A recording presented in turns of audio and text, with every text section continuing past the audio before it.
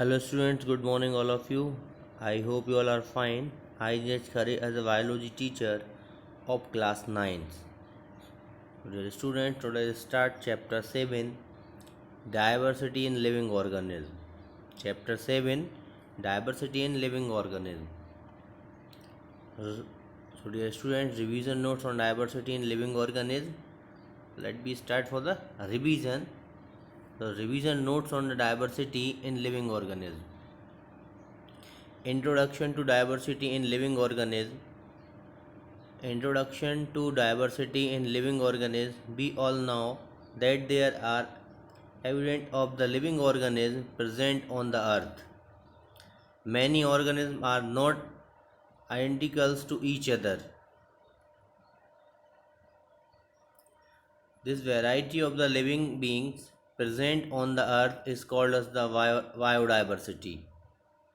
This variety of living beings present on the earth is called as the biodiversity.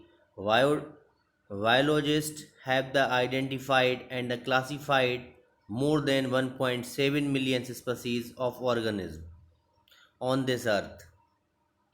Biologists have the identified and the classified more than 1.7 million species of organisms on this earth. Most of these species are found in the tropical region of the world. Most of these species are found in the tropical region of the world. There is a separate branch of biology called taxonomy. There is a separate branches of biology is called taxonomy, which identifies the name and classifies the different organisms present on the earth. There is a separate branches of the biology called the taxonomy, which identifies name and classifies different organisms present on the earth. Carolus Linnaeus is known as the father of the modern taxonomy. Carolus Linnaeus is known as the father of the modern of taxonomy. The classification of living things. Classification of living things. So classification presented by the Aristotle. He classified animals on the basis of their habitat, land, water, and air. Classification presented by Aristotle. He classified animals on the basis of their habitat, land, water, and air.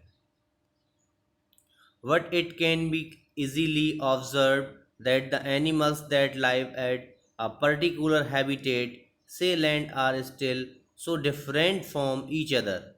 What it can be easily observed that the animals that live at the particular habitat, say land, are still so different from each other.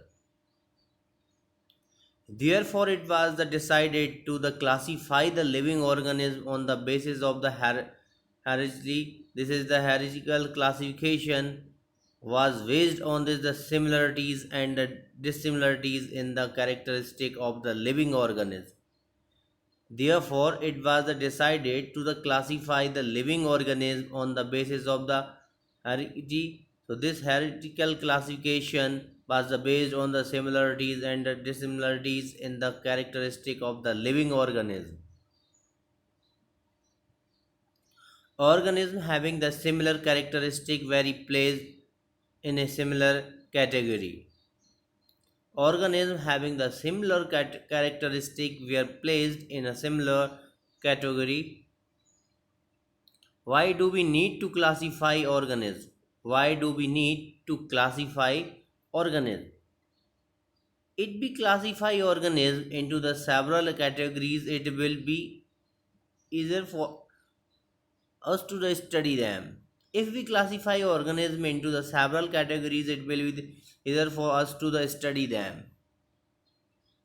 It will help in understanding how did these the organism evolve, and we can also understand how different organisms are related to each other. We can also understand how different organisms are related to each other.